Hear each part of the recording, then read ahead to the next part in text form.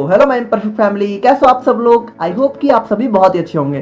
तो आज की वीडियो में हम लोग बात करेंगे सेल के बारे में, जो कि हमारी एचएपी नहीं बल्कि हमारे पूरी बायोलॉजी ब्रांच का one of the most important topic है। और आज की वीडियो बहुत ही ज़्यादा इंटरेस्टिंग और मज़ेदार होने वाली है। तो अगर आपको सेल के बारे में पहले से थोड़ा बहुत पता है तो भी आपको आज की वीडियो में काफ़ी ज़्यादा मज़ा आने वाला है। और अगर कुछ भी नहीं पता है तो सब कुछ यहाँ पे आज की वीडियो के बाद आप लोग को समझ में आ जाएगा। तो आप लोग कॉपी और पेन लेके बैठ जाइए और हम लोग अपना आज का वीडियो स्टार्ट करते हैं। तो बात करें हम लोग यहाँ पे सेल की डेफिनेशन के बारे में, तो यार हम लोग बचपन से पढ़ते हुए आ रहे हैं कि सेल हमारी बॉडी की सबसे basic structural and functional unit होती है। बट यहाँ पे स्ट्रक्चरल एंड फंक्शनल यूनिट से मतलब क्या होता है? तो देखो यार, हमारी बॉडी के यहाँ पे जो भी स्ट्रक्चर होते हैं, चाहे वो आउटर स्ट्रक्चर हो या फिर इंटरनल स्ट्रक्चर हो। लाइक आउटर स्ट्रक्चर की बात करें तो हमारी बॉडी का जैसे यहाँ पे हाथ हो गया, कान हो गया, मुंह हो गया, नाक हो गया, आंख हो गई, ठीक है। या फिर इंटरनल स्ट्रक्चर की बात करें तो जो हमारा हार्ट हो गया, ठीक है, किडनी हो गया, लिवर हो गया। तो यहाँ पे इन सब का जो भी स्ट्रक्चर होता है और इनका जो भी फंक्शन होता है, लाइक अगर फंक्शन की भी बात करें तो जो हम लोग यहाँ पे चलने का काम करते हैं, दौड़ने का, बोलने का, ठीक है। और यहाँ पे इंटरनल फंक्शंस की बात करें तो जो हमारा हार्ट यहाँ पे ब्लड पंप कर रहा है, किडनी यहाँ पे फिल्टर कर रही है और लिवर यहाँ पे जो है हमारा रेस्पिरेशन का काम कर रहा है। तो ये सारी जो भी फंक्शंस हैं हमारी बॉडी के अंदर, आप बस इतना समझो कि हमारी बॉडी का जो भी स्ट्रक्चर है, चाहे वो आउटर हो चाहे इंटरनल हो, और जो भी फंक्शन है, ठीक है, चाहे हम लोग जो है ऊपर से कर रहे हो चाहे हमारी बॉडी के अंदर चल रहे हो, तो उन सबकी जो सबसे बेसिक यूनिट है वो हमारी सेल होती है। यानी सिंपली बात करें तो यहाँ पे हमारी बॉडी के अंदर जितने भी स्ट्रक्चर हैं, ठीक है, वो यहाँ पे सेल से मिलकर ही बने हुए हैं। और हमारी बॉडी के जितने भी फंक्शन हैं वो भी यहाँ पे सेल के द्वारा ही परफॉर्म किए जा रहे हैं। अब देखो यहाँ पे फंक्शंस परफॉर्म तो अलग अलग ऑर्गन्स करते हैं, लेकिन उन सबके अंदर होती तो सेल ही है। यानी कि सिंपली बात करें तो हमारी बॉडी का पूरा यहाँ पे बेसिक यूनिट होती है सेल, ठीक है। तो देखो इसको आप लोग इस तरह समझ सकते हो कि हमारा जो घर होता है, ठीक है, तो उसकी सबसे बेसिक यूनिट क्या होती है? यानी हमारा पूरा घर किससे मिलके बना होता है? ईंटों से मिलके बना होता है। तो उसी तरीके से जो हमारी पूरी बॉडी होती है वो यहाँ पे सेल से मिलके बनी होती है, ठीक है।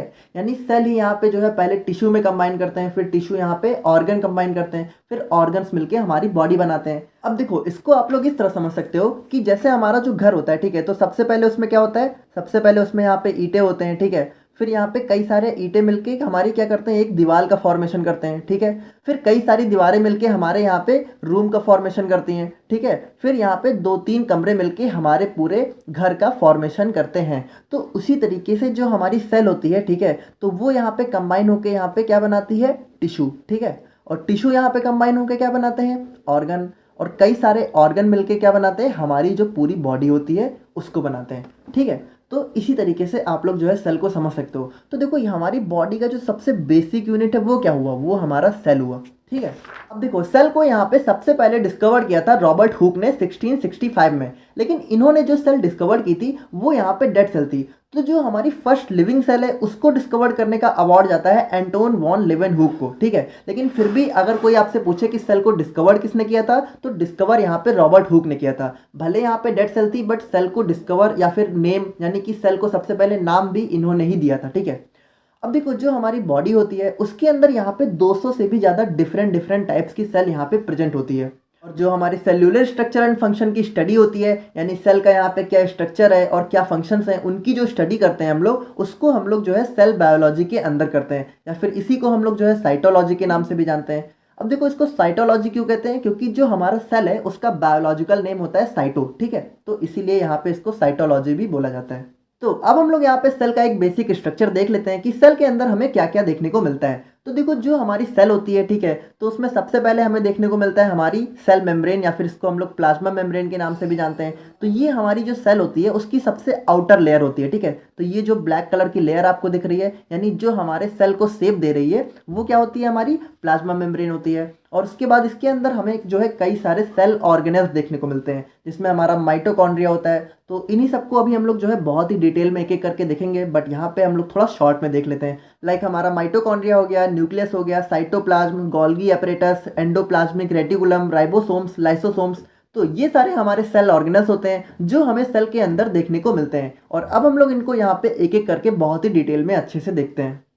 तो जो हमारी सेल होती है उसको हम लोग यहाँ पे दो मेजर पार्ट्स में डिवाइड कर सकते हैं, जिसमें पहला हो गया हमारा प्लाज्मा मेम्ब्रेन यानी जो हमारी सेल की आउटर कवरिंग होती है, और दूसरा हो गया हमारा सेल ऑर्गेनल्स यानी सेल के अंदर हमें जो भी चीज़ें देखने को मिलती हैं, लाइक हमारा साइटोप्लाज्म, राइबोसोम्स, जिसको हम लोगों ने अभी देखा था। तो इनको अब हम लोग यहाँ पे एक एक करके डिटेल में अच्छे से देख लेते हैं। तो सबसे पहले हम लोग बात करें यहाँ पे प्लाज्मा मेम्ब्रेन के बारे में, तो इसको हम लोग यहाँ पे सेल मेम्ब्रेन के नाम से भी जानते हैं, और ये यहाँ पे एक थिन, फ्लेक्सिबल और इलास्टिक बैरियर होता है जो हमारे सेल के इंटरनल ऑर्गेनल्स जो होते हैं, जिनको हम लोगों ने देखा था, उसको जो है एक्सटर्नल एनवायरनमेंट से अलग करने का काम करता है, यानी सेपरेट करने का काम करता है। अब देखो, इसको आप लोग कुछ इस तरह समझ सकते हो कि जैसे हमारी सेल है, ठीक है, तो सेल का हमारा क्या होता है, ये एक्सटर्नल कवरिंग होती है, यानी हमारी सेल की जो आउटर कवरिंग होती है उसको हम लोग क्या कहते हैं, प्लाज्मा मेम्ब्रेन।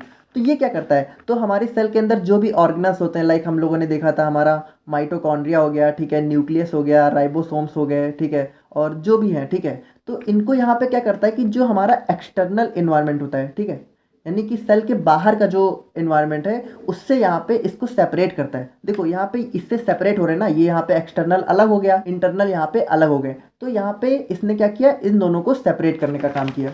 अब देखो, जो हमारी प्लाज्मा मेम्ब्रेन होती है वो यहाँ पे सेलेक्टिवली परमिएबल मेम्ब्रेन होती है, यानी कि ये अपने अंदर से सिर्फ कुछ सब्सटेंस को अलाउ करती है पास होने के लिए। यानी इसको आप लोग इस तरह समझ सकते हो कि जो हमारी ये प्लाज्मा मेम्ब्रेन है, ठीक है, तो ये यहाँ पे क्या है, सेलेक्टिवली परमिएबल है, यानी इसके अंदर सारे सब्सटेंस नहीं अंदर आ सकते हैं, जिनको ये चाहेगी उनको अलाउ करेगी, और जिनको नहीं चाहेगी उनको यहाँ पे अपने अंदर या फिर बाहर जाने को नहीं अलाउ करेगी। तो यहाँ पे अलाउ किसको करती है, जो यहाँ पे बहुत ही स्मॉल सब्सटेंस होते हैं, ठीक है, और जो हमारी गैसेज होती हैं, लाइक हमारा O2 हो गया, CO2 हो गया, ठीक है, तो इनको तो यहाँ पे अलाउ कर देती है, लेकिन जो हमारे बड़े बड़े मॉलिक्यूल्स या फिर सब्सटेंस हो गए, लाइक हमारा कार्बोहाइड्रेट हो गया, ऑयल हो गया, फैट हो गया, तो इन सबको यहाँ पे अलाउ नहीं करती है, ठीक है। तो इनका भी मूवमेंट हालांकि हो जाता है, उसको हम लोग यहाँ पे ट्रांसपोर्टेशन अक्रॉस सेल मेम्ब्रेन में बहुत ही अच्छे से देखेंगे। तो उसके लिए क्या होता है कि कुछ यहाँ पे प्रोटीन्स होते हैं, ठीक है, और कुछ चैनल्स होते हैं जो यहाँ पे हेल्प करते हैं। तो खैर वो अलग टॉपिक है, उसको हम लोग जो है अपनी नेक्स्ट वीडियो में डिस्कस करेंगे।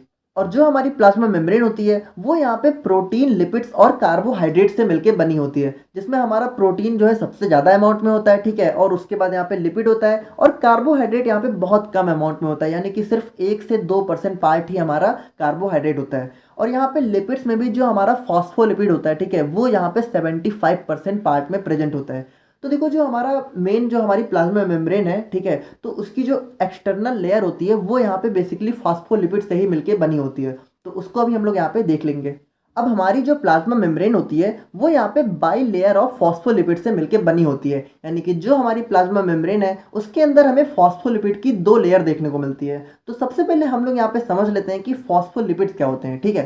तो जो हमारा फॉस्फोलिपिड होता है, तो इसमें बेसिकली यहाँ पे 2 पार्ट होते हैं, ठीक है, पहला होता है हमारा हेड पार्ट, ठीक है, और दूसरा होता है हमारा टेल पार्ट। तो इसमें जो हमारा हेड पार्ट होता है ये यहाँ पे फॉस्फेट ग्रुप से मिलकर बना होता है, ठीक है, और जो हमारा टेल पार्ट होता है ये हमारा 2 फैटी एसिड्स की चेन से मिलकर बना होता है। और इसी में जो हमारा हेड पार्ट है, ठीक है, तो ये यहाँ पे हाइड्रोफिलिक नेचर का होता है, ठीक है, और यहाँ पे जो टेल पार्ट है ये यहाँ पे हाइड्रोफोबिक नेचर का होता है, या फिर इसको आप लोग जो है लाइपोफिलिक नेचर का भी कह सकते हो, ठीक है। तो यहाँ पे हाइड्रोफिलिक और लाइपोफिलिक क्या होते हैं इसको भी हम लोग थोड़ा देख लेते हैं। तो देखो, हाइड्रोफिलिक, हाइड्रो मतलब क्या होता है, वाटर, और फिलिक मतलब क्या होता है, फिलिक मतलब यहाँ पे होता है लवर, यानी कि हाइड्रोफिलिक का मतलब है कि ये यहाँ पे वाटर लविंग होते हैं, यानी कि ये यहाँ पे वाटर में बहुत ही आराम से डिजॉल्व हो सकते हैं। और यहाँ पे जो टेल है वो क्या है, हाइड्रोफोबिक। तो फोबिक का मतलब क्या होता है, फोबिया, फोबिया मतलब क्या होता है, डर, ठीक है। तो यहाँ पे ये जो है वाटर हेटिंग नेचर के होते हैं, यानी कि ये यहाँ पे वाटर को बिल्कुल भी पसंद नहीं करते हैं और वाटर को बिल्कुल भी अलाउ नहीं करते हैं कि इनके आसपास भी दिखे, ठीक है। तो जैसा कि हम लोग बात कर रहे थे कि यहाँ पे प्लाज्मा मेम्ब्रेन में क्या होती है, फॉस्फोलिपिड की बाई लेयर होती है। तो इसी से हम लोग जो है अपना प्लाज्मा मेम्ब्रेन का एक बेसिक स्ट्रक्चर भी ड्रॉ कर लेते हैं। तो बाई लेयर हमें यहाँ पे कैसे देखने को मिलती है, देखो सबसे पहले हमें यहाँ पे ऊपर जो है फॉस्फोलिपिड्स देखने को मिलते हैं, ठीक है। देखो इसको हम लोग थोड़ा यहाँ पे बना के देख लेते हैं, बाकी अभी फिगर बना हुआ है। और यहाँ पे जो है नीचे भी हमें फॉस्फोलिपिड्स देखने को मिलते हैं, ठीक है। ये यहाँ पे आप लोग कुछ इस तरह बना सकते हो, ठीक है। तो ये हमारा जो है प्लाज्मा मेम्ब्रेन का एक बेसिक स्ट्रक्चर हो जाता है। और ये देखो, हमें यहाँ पे ऊपर भी फॉस्फोलिपिड देखने को मिल रहा है, नीचे भी फॉस्फोलिपिड देखने को मिल रहा है। तो ये हमारा क्या हो गया, बाई लेयर, ठीक है। तो ये यहाँ पे क्या हो गया, बाई लेयर ऑफ फॉस्फोलिपिड्स।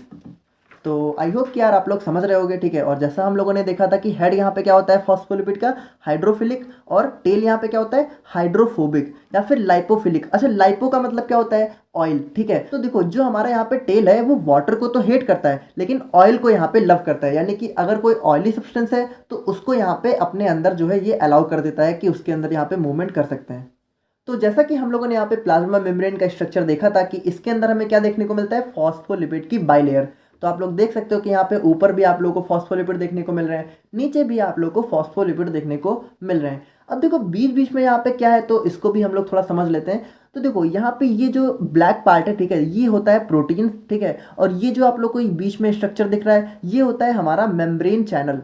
तो यार यहाँ पे मेम्ब्रेन चैनल का क्या काम होता है उसको हम लोग यहाँ पे अपने नेक्स्ट लेक्चर में देखेंगे, जिसमें हम लोग पढ़ेंगे ट्रांसपोर्टेशन अक्रॉस सेल मेम्ब्रेन, ठीक है। और यहाँ पे जो प्रोटीन्स होते हैं तो देखो अभी आप लोग बस थोड़ा शॉर्ट में ये समझ लो कि जो प्रोटीन्स आप लोग को ऊपर देखने को मिल रहे हैं यानी कि जो ऊपर फंसे हुए हैं इसको यहाँ पे पेरिफेरल प्रोटीन कहते हैं, और जो यहाँ पे प्लाज्मा मेम्ब्रेन के अंदर फंसे हुए हैं उनको हम लोग यहाँ पे इंटीग्रल प्रोटीन कहते हैं, ठीक है। अब देखो अभी आप लोग ज़्यादा कंफ्यूज मत हो, अगले लेक्चर में हम लोग बहुत ही अच्छे से देखेंगे कि यहाँ पे प्रोटीन्स का क्या काम होता है और मेम्ब्रेन चैनल्स यहाँ पे क्यों प्रेजेंट होते हैं। तो यहाँ पे प्लाज्मा मेम्ब्रेन का एक बेसिक स्ट्रक्चर आप लोगों ने देख लिया। अब हम लोग यहाँ पे फंक्शंस ऑफ प्लाज्मा मेम्ब्रेन के बारे में बात कर लेते हैं, यानी कि जो हमारी प्लाज्मा मेम्ब्रेन है वो यहाँ पे क्या क्या काम करती है। तो सबसे पहले वो करती है प्रोटेक्शन ऑफ सेल। तो यार बहुत ही सिंपल है, ये हमारी सेल की सबसे ऊपरी लेयर होती है, तो सेल को प्रोटेक्ट करने का काम यही तो करेगी। और उसके बाद बात करें तो ये यहाँ पे एक बैरियर की तरह भी काम करती है जो कि सेल के इंटरनल एनवायरनमेंट को एक्सटर्नल ऑर्गेनिज्म से अलग करता है। तो इसको हम लोगों ने जैसा देखा था तो आप लोग समझ गए होंगे। और उसके बाद बात करें तो ये यहाँ पे जो है सेल को एक स्पेसिफिक शेप देने का काम भी करती है। तो यार आप लोग को पता है कि ये सबसे ऊपरी लेयर है, तो जैसा इसका शेप होगा वही हमारे सेल का शेप हो जाएगा, ठीक है। और यहाँ पे ये क्या करती है regulate and control movement of substance. तो यार यहाँ पे सेल में अंदर से बाहर या फिर बाहर से अंदर जो भी सब्सटेंस का मूवमेंट होता है, ठीक है, तो उसको रेगुलेट एंड कंट्रोल करने का काम भी हमारी प्लाज्मा मेम्ब्रेन करती है। और उसके बाद बात करें तो जैसा हम लोगों ने देखा था कि ये यहाँ पे सेमी परमिएबल मेम्ब्रेन होती है। तो यहाँ पे जो कुछ ऐसे हार्मफुल सब्सटेंस होते हैं, ठीक है, जो यहाँ पे सेल को हार्म कर सकते हैं उसको यहाँ पे प्रिवेंट करती है, उनके मूवमेंट को यहाँ पे नहीं होने देती है। यानी बात करें तो यहाँ पे कुछ ऐसे मॉलिक्यूल्स भी होते हैं, ठीक है, जो अगर सेल के अंदर पहुंच गए तो सेल को हार्म कर सकते हैं, तो उनके मूवमेंट को यहाँ पे ये प्रिवेंट कर देता है, यानी होने ही नहीं देता है। तो अब बात करते हैं हम लोग यहाँ पे सेल ऑर्गेनल्स के बारे में, यानी कि जो हमारा सेल होता है उसके अंदर यहाँ पे कौन कौन से ऑर्गेनल्स प्रेजेंट होते हैं। तो सबसे पहले बात करते हैं हम लोग यहाँ पे साइटोप्लाज्म के बारे में। तो देखो यार जो हमारा सेल होता है उसमें जो हमारा न्यूक्लियस होता है वहाँ से लेके और हमारी जो प्लाज्मा मेम्ब्रेन होती है वहाँ तक का जो पूरा एरिया होता है वो हमारा साइटोप्लाज्म से कवर होता है। साइटोप्लाज्म बेसिकली हमारा होता क्या है, ये हमारा एक जेल लाइक स्ट्रक्चर होता है, ठीक है, जो यहाँ पे न्यूक्लियस से लेके और हमारी प्लाज्मा मेम्ब्रेन तक प्रेजेंट होता है। यानी सिंपली बात करें तो आप लोग यहाँ पे देख रहे हो तो ये हमारा क्या है न्यूक्लियस है, ठीक है, और ऊपर की लेयर हमारी क्या है प्लाज्मा मेम्ब्रेन है, ठीक है। देखो यहाँ पे सेंटर में न्यूक्लियस प्रेजेंट होता है, इसको हम लोग अभी आगे देखेंगे। तो यहाँ से देखो यहाँ से लेके यहाँ तक का जो ये पूरा एरिया है, ठीक है, ये पूरा जो सेल है जिसमें यहाँ पे सारे अदर ऑर्गेनल्स प्रेजेंट होते हैं, यानी कि हमारा माइटोकॉन्ड्रिया हो गया, ribosome, endoplasmic reticulum, Golgi bodies, तो ये सारी जो चीज़ें होती हैं ये हमारी बेसिकली साइटोप्लाज्म के अंदर ही प्रेजेंट होती हैं। यानी साइटोप्लाज्म हमारा पूरा सेल को कवर किया होता है, ठीक है, और इसके अंदर बेसिकली ये हमारा जेल लाइक स्ट्रक्चर होता है। तो बात करें हम लोग यहाँ पे साइटोप्लाज्म की, तो इसका भी जो यहाँ पे फ्लूइड पोर्शन होता है, ठीक है, तो इसको हम लोग यहाँ पे साइटोसोल के नाम से भी जान सकते हैं। और ये हमारा जो है कंटेन करता है 75 to 90% वाटर, यानी कि जो हमारा साइटोप्लाज्म होता है, ठीक है, तो उसके अंदर जो हमारा लिक्विड होता है, यानी कि जो हमारा साइटोप्लाज्म का फ्लूइड पोर्शन होता है वो हमारा 75 से 90% जो है वाटर होता है। और उसके बाद जो बाकी 10% होता है उसमें हमारे आयंस आ जाते हैं, amino acids, proteins, lipids and different inorganic salts and substance, ठीक है। तो ये सारी चीज़ें हमारी साइटोप्लाज्म के अंदर प्रेजेंट होती हैं। और अब बात करें हम लोग यहाँ पे राइबोसोम के बारे में, तो जो हमारा सेल होता है, ठीक है, तो उस पूरे सेल में यहाँ पे जो है ग्रेन्यूल्स फॉर्म में एक स्ट्रक्चर प्रेजेंट होते हैं, ठीक है, यानी कि यहाँ पे बिंदी बिंदी के टाइप में यहाँ पे कुछ स्ट्रक्चर होते हैं। तो अगर आप लोगों ने सेल का स्ट्रक्चर देखा होगा पहले भी, ठीक है, या फिर बुक में आप लोग जाके देखोगे तो ये चीज़ आप लोगों को देखेगा। तो ये जो होते हैं ना, ये जो ग्रेन्यूलर स्ट्रक्चर है, ठीक है, बिंदी वाले, तो इन्हीं को हम लोग यहाँ पे राइबोसोम कहते हैं। तो राइबोसोम यहाँ पे क्या करते हैं, ये बेसिकली हमारे प्रोटीन का सिंथेसिस करते हैं, यानी सिंपली आप लोग कह सकते हो कि ये हमारे प्रोटीन का फॉर्मेशन करते हैं बॉडी के अंदर, और इसीलिए इनको जो है प्रोटीन की फैक्ट्री के नाम से भी जानते हैं हम लोग। और ये यहाँ पे बेसिकली दो टाइप के होते हैं। पहला होता है हमारा फ्री राइबोसोम, यानी कि जैसा हम लोगों ने अभी देखा था कि जो हमारे पूरे सेल में यहाँ पे फ्रीली प्रेजेंट होते हैं, ठीक है, यानी जो प्रेजेंट फ्रीली इन साइटोसोल। और दूसरा होता है हमारा मेम्ब्रेन बाउंड राइबोसोम। तो देखो ये यहाँ पे क्या होता है, एंडोप्लाज्मिक रेटिकुलम के साथ जो है अटैच्ड होते हैं। तो इसको अभी हम लोग यहाँ पे एंडोप्लाज्मिक रेटिकुलम में अच्छे से देख लेते हैं। तो जो हमारा एंडोप्लाज्मिक रेटिकुलम होता है, ये यहाँ पे मेम्ब्रेन का एक नेटवर्क होता है, ठीक है, जो यहाँ पे न्यूक्लियस से अटैच होता है। यानी कि जो न्यूक्लियस होता है उसी से यहाँ पे एंडोप्लाज्मिक रेटिकुलम जुड़ा हुआ होता है, और हमारे सेल के अंदर जो भी मटेरियल्स होते हैं, ठीक है, तो उनके ट्रांसपोर्टेशन का काम करता है। तो देखो इसको आप लोग ऐसे समझो कि हमारी सेल के अंदर, ठीक है, जो भी चीज़ें बनती हैं वो यहाँ पे न्यूक्लियस के अंदर बनती हैं। तो न्यूक्लियस से जुड़ा कौन हुआ है, न्यूक्लियस से जुड़ा हुआ है हमारा एंडोप्लाज्मिक रेटिकुलम। अब देखो इसको आप लोग थोड़ा यहाँ पे अच्छे से देखो। तो हमारा एंडोप्लाज्मिक रेटिकुलम आप लोग देख रहे हो कि न्यूक्लियस से अटैच्ड है। तो न्यूक्लियस के अंदर हमारी जो भी चीज़ों का फॉर्मेशन हो रहा है वो हमारे एंडोप्लाज्मिक रेटिकुलम के थ्रू हमारे पूरे सेल के अंदर ट्रांसपोर्ट होता है। ट्रांसपोर्ट मतलब क्या होता है कि एक जगह से दूसरी जगह पहुंचना, यानी कि सेल के अंदर जो भी मटेरियल्स हैं, यानी जो भी रिक्वायरमेंट होती है सेल के अदर ऑर्गेनल्स को, उसको यहाँ पे जो है एंडोप्लाज्मिक रेटिकुलम जो है पहुंचाने का काम करता है।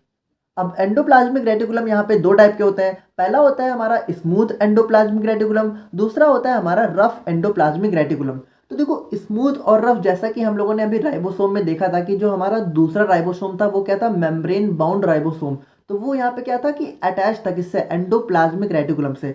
तो देखो बहुत ही सिंपल है, यहाँ पे ऐसे एंडोप्लाज्मिक रेटिकुलम जिसमें यहाँ पे राइबोसोम जुड़ा हुआ होता है वो होता है हमारा रफ एंडोप्लाज्मिक रेटिकुलम, और जिसमें यहाँ पे राइबोसोम नहीं जुड़े हुए होते हैं वो होता है हमारा स्मूथ एंडोप्लाज्मिक रेटिकुलम, ठीक है। और राइबोसोम में भी जो हम लोगों ने दूसरा टाइप देखा था वो हमें यहाँ देखने को मिलता है। तो देखो यहाँ पे जो न्यूक्लियस होता है, ठीक है, तो जो स्टार्टिंग का एंडोप्लाज्मिक रेटिकुलम होता है जो यहाँ पे न्यूक्लियस से अटैच होता है वो यहाँ पे रफ होता है, ठीक है, और वही आगे जाके यहाँ पे स्मूथ में कन्वर्ट हो जाता है। देखो स्मूथ और रफ में बहुत ही सिंपल बात है कि रफ वाले में क्या होगा, यहाँ पे आप लोग को राइबोसोम जुड़े हुए देखने को मिलेंगे। ये जो ग्रेन्यूल्स के फॉर्म में आप लोग को दिख रहे हैं ये हमारे राइबोसोम है। तो जिस एंडोप्लाज्मिक रेटिकुलम के साथ ये जुड़े हुए होते हैं वो हमारा रफ हो जाता है, और जिसमें नहीं होता है वो हमारा स्मूथ हो जाता है। अब देखो आप लोग ऐसे देख के पता लगा सकते हो ना, ये थोड़ा सा रफ रफ दिख रहा है तो इसीलिए इसको रफ नाम दे दिया गया है, और यहाँ पे हमारा ये बिल्कुल प्लेन है, स्मूथ है, इसीलिए यहाँ पे इसको जो है स्मूथ एंडोप्लाज्मिक रेटिकुलम नाम दे दिया गया है। अब देखो यहाँ पे इनके फंक्शंस भी अलग हो जाते हैं, क्योंकि जो हमारा रफ एंडोप्लाज्मिक रेटिकुलम है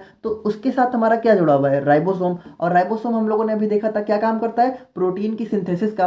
तो अगर हमारा ये एंडोप्लाज्मिक रेटिकुलम के साथ जुड़ गया है तो यहाँ पे जो हमारा रफ एंडोप्लाज्मिक रेटिकुलम है वो भी हमारा प्रोटीन की सिंथेसिस करने लग जाता है, ठीक है। क्यों करता है, क्योंकि उसके साथ हमारे राइबोसोम जुड़ जाते हैं। और जो हमारा स्मूथ होता है वो यहाँ पे प्रोटीन की सिंथेसिस नहीं करता है, वो यहाँ पे क्या करता है, जो हमारा फैट एंड ऑयल होते हैं उनकी सिंथेसिस का यहाँ पे काम करता है। और अब बात करें हम लोग यहाँ पे गोल्गी एपरेटस की, तो इसी को हम लोग जो है गोल्गी बॉडी या फिर गोल्गी कॉम्प्लेक्स के नाम से भी जानते हैं। तो ये हमारा यहाँ पे न्यूक्लियस के नियर प्रेजेंट होता है, यानी कि जो सेल होता है उसके न्यूक्लियस के पास ही में ये प्रेजेंट होता है। और बात करें तो ये यहाँ पे 4 to 6 फ्लैटेंड सैक्स को कंसिस्ट करता है जो कि यहाँ पे सिस्टर्नी कहलाते हैं, ठीक है। तो इसको आप लोग ऐसे समझ सकते हो, तो सैक्स यहाँ पे क्या होता है, सैक्स यहाँ पे बैग लाइक स्ट्रक्चर होता है। तो आप लोग इसका स्ट्रक्चर देख के समझ सकते हो, ये यहाँ पे कुछ बैग लाइक स्ट्रक्चर दिख रहा है ना आप लोग को, और ये यहाँ पे क्या है, एक के ऊपर एक जो है प्लेस है। तो यही यहाँ पे जो है इसी को हम लोग जो है सिस्टर्नी कहते हैं, ठीक है। अब देखो जो हमारा गोल्गी एपरेटस है उसमें बेसिकली होता क्या है कि जैसा कि हम लोगों ने देखा कि हमारा जो रफ एंडोप्लाज्मिक रेटिकुलम था उसके साथ हमारा क्या अटैच था, राइबोसोम। तो वो यहाँ पे क्या करने लगा था, प्रोटीन की सिंथेसिस।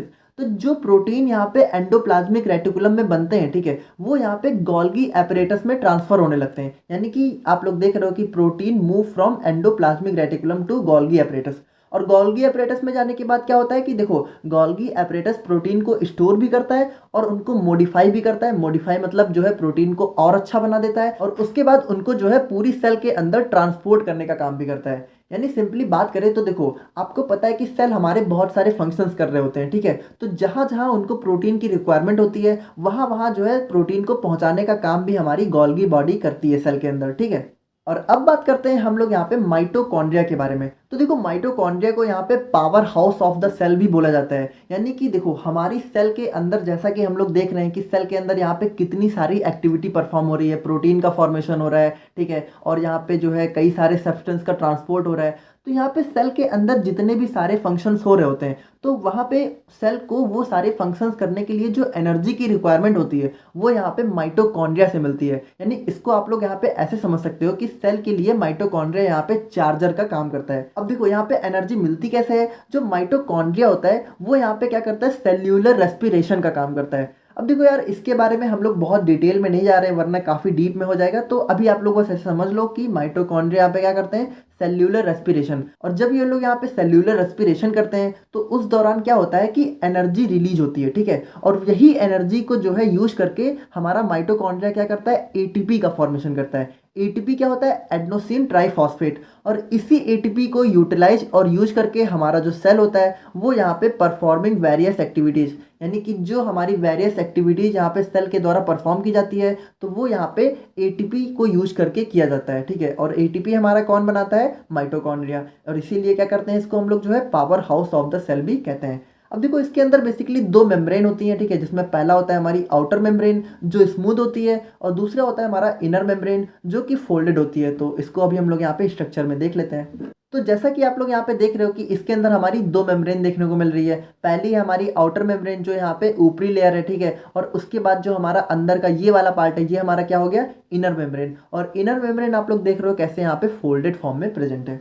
और अब बात करते हैं हम लोग यहाँ पे लाइजोसोम्स के बारे में। देखो यार ये यहाँ पे सेल का एक बहुत ही इंटरेस्टिंग ऑर्गेनल होता है। आप लोग इसको जो है सेल के अंदर का एटम बॉम्ब भी बोल सकते हो, क्योंकि इसके अंदर जो हाइड्रोलिटिक और डाइजेस्टिव एंजाइम्स होते हैं, ठीक है, वो यहाँ पे बहुत ही स्ट्रॉन्ग एसिडिक नेचर के होते हैं। अगर यहाँ पे ये थोड़ा सा भी गिर जाते हैं ना तो यहाँ पे आप समझ लो सब कुछ जला के खत्म कर सकते हैं। यानी इसके अंदर जो है बहुत ही स्ट्रॉन्ग डाइजेस्टिव एंजाइम्स यहाँ पे प्रेजेंट होते हैं। अब देखो ये यहाँ पे करता क्या है, ये यहाँ पे बेसिकली सेल की क्लीनिंग का काम करता है। अब इसको आप लोग ऐसे समझ सकते हो कि जैसे हमारा ये सेल है, ठीक है, और इसके अंदर आप लोग को पता है कि कई सारे ऑर्गेनल्स यहाँ पे प्रेजेंट होते हैं जिनको हम लोगों ने एक एक करके यहाँ पे देखा है। तो यहाँ पे क्या होता है कि कभी कभी सेल के अंदर जो है कुछ ऑर्गेनल्स यहाँ पे बेकार हो जाते हैं, यानी अपना काम करना बंद कर देते हैं, या फिर आप कह सकते हो कि यहाँ पे उनकी जो लाइफ ड्यूरेशन है वो खत्म हो जाती है। तो अब अगर ये यहाँ पे सेल के अंदर प्रेजेंट रहे, ठीक है, तो यहाँ पे ये पूरी की पूरी सेल को डैमेज कर सकते हैं या फिर पूरी की पूरी सेल को खराब कर सकते हैं। तो यहाँ पे जो हमारा लाइजोसोम्स होता है वो यहाँ पे क्या करता है कि वो इनको डाइजेस्ट कर लेता है। डाइजेस्ट मतलब क्या होता है कि अपने अंदर जो है इनको पचा लेता है, ठीक है, और यहाँ पे सेल की साफ सफाई को मेंटेन रखता है। अच्छा देखो इनको यहाँ पे सुसाइडल बैग्स ऑफ सेल भी कहते हैं। तो जैसा कि मैंने स्टार्टिंग में बताया था कि इसको जो है हम लोग सेल के अंदर का एटम बॉम्ब भी कह सकते हैं। ऐसा क्यों कहा जाता है, अब देखो मान लो कि चलो ठीक है एक ऑर्गेनल ने काम करना बंद किया तो लाइजोसोम ने क्या किया, उसको डाइजेस्ट कर लिया। लेकिन अगर मान लो यहाँ पे सेल के अंदर पूरे के पूरे ऑर्गेनल्स ने काम करना बंद कर दिया, यानी कि पूरी की पूरी सेल ही हमारी काम करना बंद कर दिया, फिर खराब हो गई। तो अब एक बात बताओ कि अगर हमारी बॉडी के अंदर कोई सेल है, ठीक है, और वो यहाँ पे खराब हो चुकी है और काम करना बंद कर दी है, तो अगर यहाँ पे वो हमारी बॉडी के अंदर प्रेजेंट रही तो यहाँ पे वो हमारी बॉडी के अदर सेल्स को भी तो डैमेज कर देगी, उनको भी खराब कर देगी। तो अगर कभी ऐसा होता है कि हमारी जो सेल है उसके अंदर के सारे ऑर्गेनल्स यहाँ पे काम करना बंद कर देते हैं या फिर हमारी पूरी की पूरी सेल खराब हो जाती है, तो ये जो हमारा लाइजोसोम जो सेल के अंदर प्रेजेंट होता है ये क्या करता है, ये यहाँ पे बर्स्ट हो जाता है, यानी कि ये यहाँ पे फट जाता है बम की तरह, ठीक है। और उसके बाद क्या होता है, इसके अंदर आप लोग को पता है कि बहुत ही स्ट्रॉन्ग हाइड्रोलिटिक एंजाइम्स होते हैं, तो ये यहाँ पे क्या करते हैं कि पूरी सेल में फैल जाते हैं और उसको पूरा का पूरा डाइजेस्ट कर लेते हैं, यानी कि पूरी पूरी सेल को खत्म कर देते हैं जो हमारी ऑलरेडी बेकार हो चुकी है। सो फाइनली अब हम लोग बात करते हैं यहाँ पे न्यूक्लियस के बारे में, जो हमारे सेल का सबसे इंपॉर्टेंट ऑर्गेनल होता है, ठीक है। तो ये बेसिकली क्या होता है, स्फेरिकल या फिर ओवल शेप में होता है, ठीक है, और ये हमारी सेल का सबसे लार्जेस्ट स्ट्रक्चर होता है, ठीक है। यानी सेल के अंदर यहाँ पे जितने भी ऑर्गेनल्स प्रेजेंट होते हैं तो उनमें सबसे बड़ा साइज यहाँ पे न्यूक्लियस का होता है। अब देखो न्यूक्लियस यहाँ पे क्या करता है कि जैसा कि हम लोगों ने देखा है कि सेल के अंदर हमारी कितनी सारी एक्टिविटी परफॉर्म हो रही है, तो उन सारी एक्टिविटी को कंट्रोल करने का काम कौन करता है, कंट्रोल करने का काम करता है यहाँ पे न्यूक्लियस। देखो जैसे हमारी बॉडी है तो उसको यहाँ पे कंट्रोल कौन करता है, ब्रेन करता है, हमारा दिमाग करता है। तो उसी तरीके से जो हमारा सेल है उसके अंदर जितने भी फंक्शन हो रहे हैं, जितने भी काम हो रहे हैं, उसको कंट्रोल करने का काम कौन करता है, न्यूक्लियस। और इसीलिए इसको हम लोग क्या कहते हैं, इसको हम लोग जो है ब्रेन ऑफ द सेल के नाम से भी जानते हैं, ठीक है, यानी इसको सेल का दिमाग भी कहा जाता है। अब देखो जो हमारा न्यूक्लियस होता है वो बेसिकली यहाँ पे दो पार्ट में डिवाइडेड होता है, जिसमें पहला होता है हमारा न्यूक्लियर मेम्ब्रेन या फिर न्यूक्लियर इन्वेलप और दूसरा होता है हमारा न्यूक्लियोप्लाज्म, ठीक है। तो इनको भी हम लोग यहाँ पे एक एक करके देख लेते हैं। तो सबसे पहले हम लोग बात करें यहाँ पे न्यूक्लियर मेम्ब्रेन या फिर न्यूक्लियर इन्वेलप की। तो जो हमारा न्यूक्लियस होता है, ठीक है, तो उसके ऊपर जो हमारी लेयर प्रेजेंट होती है, जैसे हमारी सेल के ऊपर प्लाज्मा मेम्ब्रेन होती है, उसी तरीके से जो हमारा सेल के अंदर न्यूक्लियस होता है उसके ऊपर भी मेम्ब्रेन प्रेजेंट होती है, लेयर होती है। तो उसी को हम लोग यहाँ पे न्यूक्लियर मेम्ब्रेन या फिर न्यूक्लियर इन्वेलप के नाम से जानते हैं। देखो, इन्वेलप मतलब क्या होता है, लिफाफा। और लिफाफा क्या करता है, लिफाफा यहाँ पे कवर करने का काम करता है ना। तो उसी तरीके से जो हमारा न्यूक्लियस है उसके ऊपर हमारी जो न्यूक्लियर मेम्ब्रेन होती है वो इसको यहाँ पे कवर करके रखती है, ठीक है, यानी कवर करने का काम करती है। अब जो हमारी न्यूक्लियर मेम्ब्रेन होती है वो यहाँ पे न्यूक्लियस को जो है साइटोप्लाज्म से सेपरेट करती है। तो जैसा कि हम लोगों ने देखा था कि देखो, ये हमारा होता है सेल, और इसके अंदर जो हमारा सेंटर में क्या होता है, न्यूक्लियस। और यहाँ पे जो न्यूक्लियस से लेके प्लाज्मा मेम्ब्रेन तक क्या प्रेजेंट होता है, साइटोप्लाज्म। तो यहाँ पे न्यूक्लियस को जो है, न्यूक्लियस के अंदर के जो पूरे पार्ट है तो यहाँ पे साइटोप्लाज्म से सेपरेट करने का काम कौन कर रहा है, यही लेयर तो कर रही है, और यही हमारा न्यूक्लियर मेम्ब्रेन है। तो इसका पहला फंक्शन ये है। और बात करें हम लोग यहाँ पे, तो जो हमारी न्यूक्लियर मेम्ब्रेन होती है तो उसके बीच बीच में हमें कुछ स्पेस देखने को मिलता है। लाइक आप लोग यहाँ पे न्यूक्लियस का स्ट्रक्चर देख सकते हो, तो इसमें क्या है कि देखो हमें कुछ स्पेस देखने को मिल रहा है ना। तो ये जो स्पेस है ये यहाँ पे क्या करता है, ये यहाँ पे बेसिकली मटेरियल का ट्रांसफर अलाउ करता है बिटवीन साइटोप्लाज्म एंड न्यूक्लियोप्लाज्म। तो देखो, साइटोप्लाज्म क्या होता है, जो हमारी सेल में प्रेजेंट होता है, और न्यूक्लियोप्लाज्म क्या होता है, जो हमारी न्यूक्लियस के अंदर प्रेजेंट होता है। तो न्यूक्लियोप्लाज्म से साइटोप्लाज्म के बीच में जो हमारा मूवमेंट है, अगर मान लो कोई मटेरियल का अंदर से बाहर जाना है या फिर बाहर से अंदर आना है, तो वो यहाँ पे जो है इन पोर्स के थ्रू होता है, ठीक है, यानी इसके थ्रू हमारे कोई भी सब्सटेंस बाहर से अंदर भी आ सकते हैं और अंदर से बाहर भी जा सकते हैं। और बात करें हम लोग यहाँ पे न्यूक्लियोप्लाज्म के बारे में, तो ये हमारा एक लिक्विड ग्राउंड सब्सटेंस होता है जो हमारे न्यूक्लियस के अंदर प्रेजेंट होता है और न्यूक्लियर इन्वेलप से कवर्ड होता है, यानी कि इसको जो हमारा न्यूक्लियर मेम्ब्रेन होता है वो कवर किया होता है। तो आप लोग यहाँ पे देख सकते हो।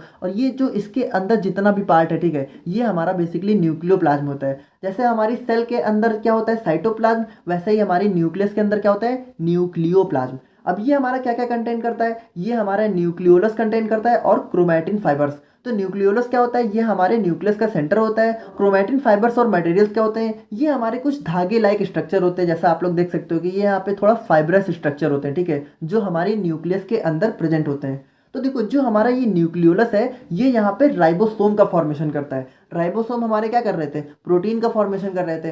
तो राइबोसोम का फॉर्मेशन कौन करता है, राइबोसोम का फॉर्मेशन यहाँ पे न्यूक्लियोलस के थ्रू होता है, ठीक है। और जो हमारे ये क्रोमैटिन फाइबर्स आप लोग को दिख रहे हैं, ये हमारे बेसिकली सेंट्रोसोम का फॉर्मेशन करते हैं। अब देखो, सेंट्रोसोम का फॉर्मेशन बेसिकली हमारी सेल डिवीजन के टाइम पे होता है, तो इसको हम लोग जो है अपनी सेल डिवीजन वाले टॉपिक में अच्छे से कवर करेंगे। और बाकी नेक्स्ट वीडियो में हम लोग डिस्कस करेंगे यहाँ पे ट्रांसपोर्टेशन अक्रॉस प्लाज्मा मेम्ब्रेन।